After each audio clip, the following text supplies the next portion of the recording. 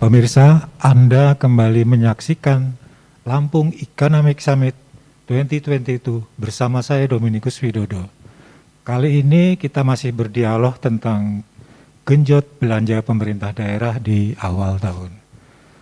Kepada Pak Bobi, seperti apa sih upaya pemerintah Provinsi Lampung ini dalam mengenjot belanja daerah di awal 2022?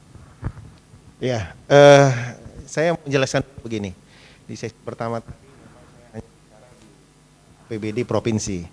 Jadi kalau kita bicara government expenditure atau belanja pemerintah atau pengeluaran pemerintah, itu ada beberapa komponen belanjanya. Artinya tadi kan APBD provinsi. APBD provinsi kita kisaran 7 triliun. Kemudian ada akumulasi dari seluruh APBD kabupaten kota yang kisarannya sekitar 20 triliunan. Ya. Nah ini dalam rencana Pak ya, ini kan masih dalam namanya APBD ini kan merupakan rencana yang akan kita belanjakan selama tahun 2022. Nah tapi tidak lupa juga di Provinsi Lampung ini berputar juga belanja pemerintah pusat.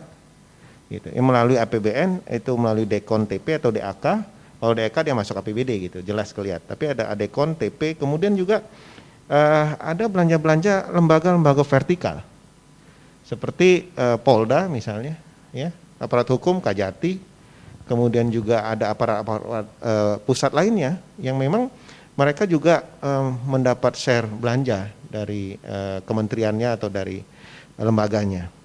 Nah ini adalah belanja pemerintah juga, gitu loh Pak. Jadi di Provinsi Lampung itu kalau kita bicara secara agregat, maka kita total bandingkan dengan PDRB dalam rencana ya, itu kisarannya sekitar 15%-an ya untuk belanja pemerintah dari total PDRB kita yang misalnya kalau kita lihat PDRB tahun 2020, kalau 2021 situsinya belum keluar ya kan, itu kisaran sekitar 350 triliun.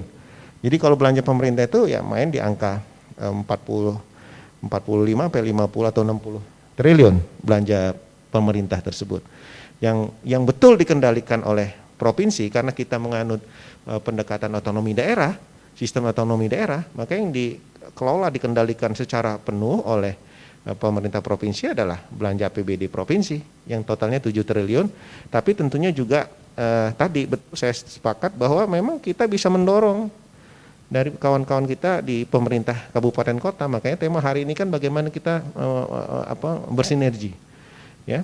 Nah upaya kita melakukan strategi untuk mempercepat belanja ini di awal tahun ya tadi misalnya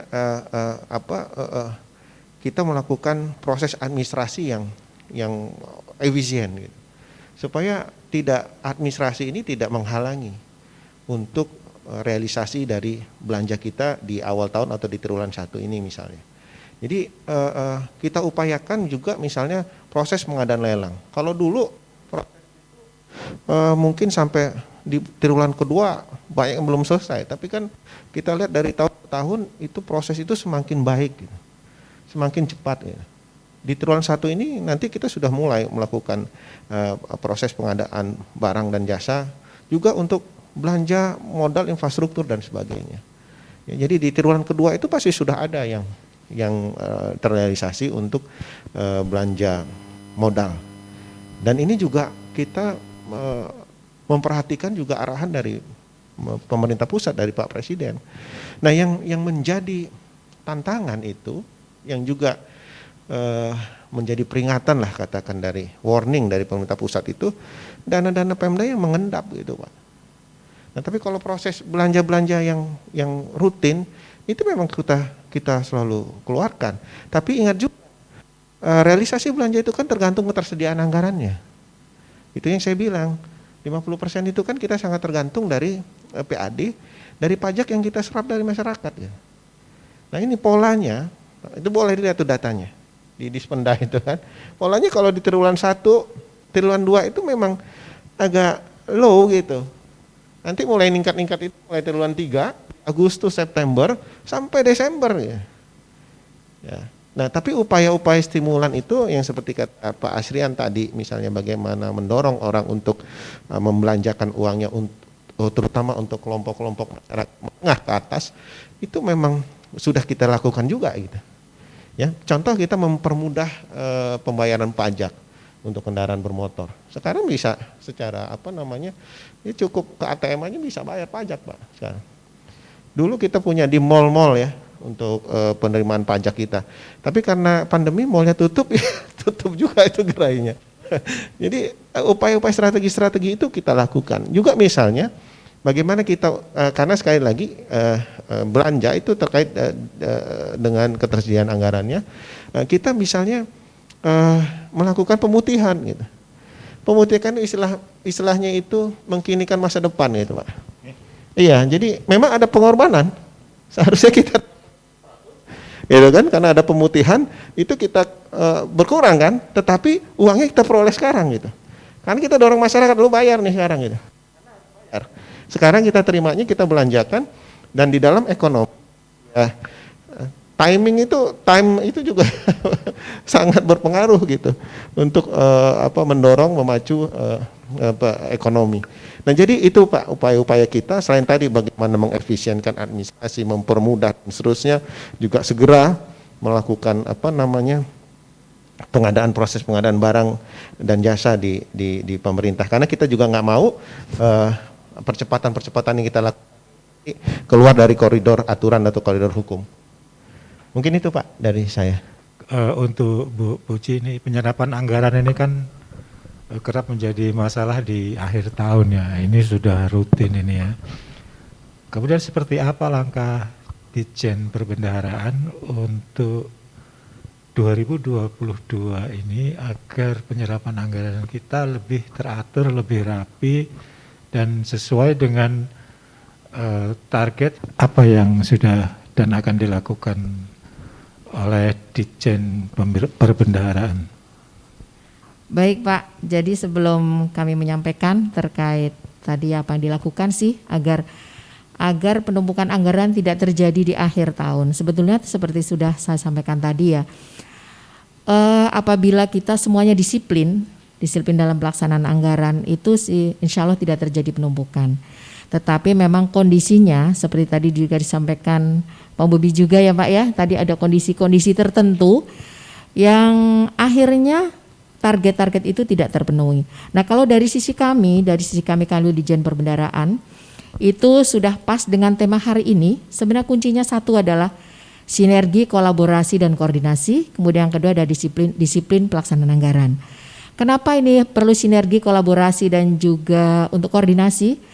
Karena untuk penyerapan anggaran itu tergantung bagi kami yang proses, tergantung juga bagi para stakeholder kami, baik itu Pemda, baik itu satuan kerja yang mengajukan surat pembayaran atau mengajukan permohonan penyaluran ke kami itu sangat-sangat tergantung. Jadi sinergi, kolaborasi dan juga koordinasi kami lebih nih pada kesempatan hari ini kami tegaskan lagi bahwa yang pertama adalah sesuai dengan arahan Menteri Keuangan yang disampaikan pada saat penyerahan DIPA di Jakarta, juga sesuai dengan arahan Bapak Kanwil pada saat penyerahan DIPA di Provinsi Lampung, itu kita harus melakukan akselerasi belanja dari awal tahun. Kalau barangkali tahun-tahun kemarin akselerasi percepatan dilakukan tidak dari awal tahun, nah dari sekarang kuncinya adalah akselerasi percepatan itu mari kita sama-sama dari awal tahun. Karena memang banyak hal yang akan didapatkan ketika kita sudah akselerasi dari awal tahun. Nah, untuk akselerasi ini apa yang bisa dilakukan gitu kan? Jadi kalau dari sisi kami Ditjen Perbendaharaan itu sih memang tadi lebih kepada koordinasi, sinergi, kolaborasi dengan baik dengan Pemda, baik dengan KL atau satuan kerja, dan kemudian disiplin anggaran sama-sama. Dan yang bisa kami lakukan adalah menyampaikan kepada stakeholder kami tadi ke Pemda, ke satuan kerja agar tidak menumpuk ya tadi. Walaupun tadi sudah saya sebutkan pada saat paparan itu adalah langkah strategis secara keseluruhan di tahun 2022, tetapi agar tidak menumpuk, satu kembali lagi itu penetapan pejabat perbendaharaan itu harus sudah selesai, udah dari awal tahun itu sudah fix siapa KPA, PPK, kemudian PPSPM, apalagi apabila terdapat perubahan. Kemudian proses pengadaan barang jasa, sebagaimana tadi disampaikan, itu sebenarnya bisa dilakukan dari sejak tahun sebelumnya. Nah kalau tadi disampaikan ketika belum terima DIPA kan kadang gampang ya Pak Bobi ya. Nah ini makanya begitu terima DIPA itu segeralah dilakukan proses-proses pengadaan barang jasa. Kemudian satuan kerja ataupun KL Pemda itu membuat rencana kerja yang tepat, sehingga sudah jelas alokasi sebesar sekian nanti di tahun 2022 akan dipakai untuk apa sih di triwulan 1, triwulan 2, triwulan 3, triwulan 4.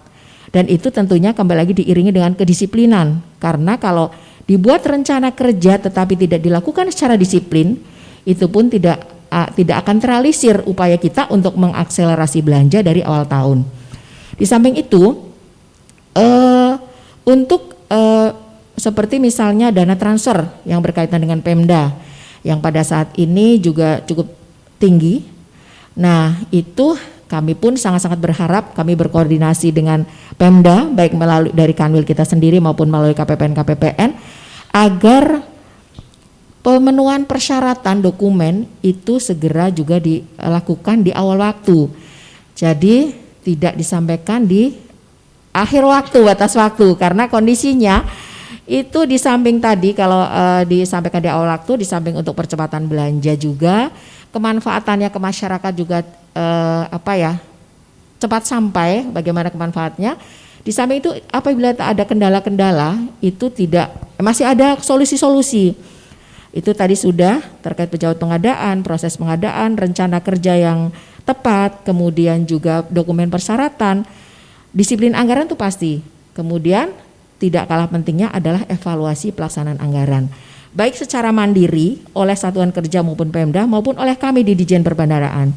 Jadi perlu kami sampaikan juga Bapak, itu dalam rangka akselerasi belanja ini juga kami di Kanwil Perbendaharaan itu selalu melakukan namanya kegiatan evaluasi pelaksanaan anggaran, one on one meeting, itu untuk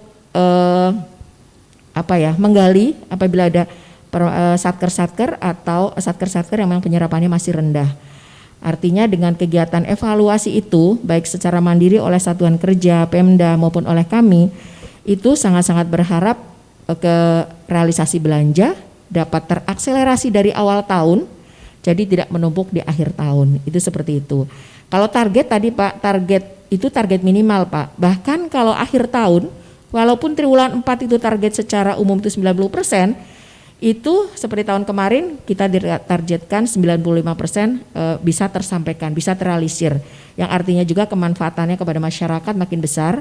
Dan alhamdulillah di Provinsi Lampung seperti saya sampaikan itu tercapai justru 96,39%. Itu dari sisi belanja APBN. Jadi itu Pak, intinya adalah koordinasi, sinergi, kolaborasi dari kami dengan KL maupun Pemda, dan juga tentunya instansi atau pihak-pihak terkait, dan juga disiplin anggaran bagi semuanya. Makasih Bu Puji. Untuk Pak Asrian, data Kementerian Keuangan ini dari 14 kabupaten di Provinsi Lampung, 7 daerah ditambah pemerintah provinsi memiliki realisasi belanja di atas 90% pada tahun 2021. Apa yang menjadi catatan untuk para kepala daerah di Provinsi Lampung terkait pencapaian tersebut? Terima kasih.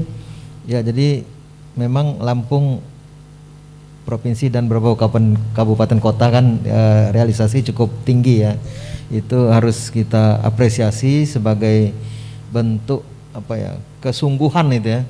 Artinya kesiapan ya, sebagaimana tadi disampaikan Ibu dari Dirjen Perbendaharaan, kesungguhan, kesiapan ya, dan kesungguhan pemerintah menjalankan program-program pembangunan. Karena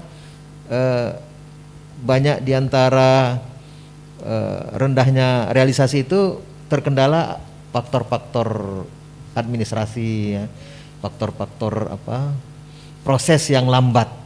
Artinya, nah inilah pemerintah daerah menurut saya baik kabupaten maupun provinsi harus memperkuat memperkuat di dalam proses mulai dari proses pelelangan katakanlah ya, karena itu juga menjadi salah satu faktor selama ini ya. Banyak terkendala lelang itu yang tertunda karena faktor-faktor administrasi. Bahkan banyak yang gagal lelang. Iya, banyak yang gagal lelang gitu kan. Nah itulah artinya tadi kesiapan aparatur untuk memang harus tadi itu. Ini faktor kesungguhan dan kesiapan tadi ya.